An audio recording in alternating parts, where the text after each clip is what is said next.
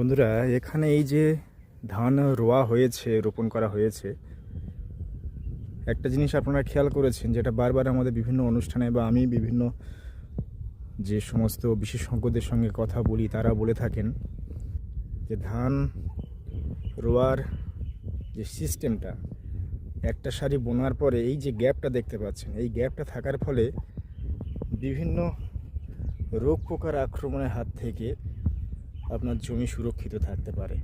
এটা একটা উন্নত চাষ পদ্ধতিতে কৃষি বিজ্ঞানীদের কথা শুনে কৃষক বন্ধুরা যারা চাষ করেছেন খেয়াল করছেন নিশ্চয়ই কত সুন্দর একদম। সেই সাথে সার ওষুধ প্রয়োগ করতে আপনাদের অনেকটা সুবিধা হবে, সেইভাবেই এখানে চাষটা করা হয়েছে। পুরো জমিটা এইভাবেই চাষ করেছে, এটাই হচ্ছে সিস্টেম। কিন্তু প্রথাগতভাবে আপনারা যারা চাষ করেন এই বিষয়টা মাথায় রাখেন না। এটা মাথায় রাখলে আপনাদের অনেক কাজে লাগবে এবং রোগ পোকার হাত থেকে রক্ষা পাবে।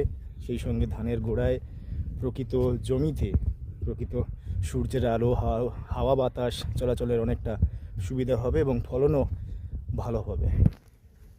এই জিনিসগুলো মাথায় রেখে চাষ করুন এবং কৃষি বিশেষজ্ঞদের পরামর্শ মতো চাষ করুন। সবাই ভালো থাকুন, আবার কথা হবে।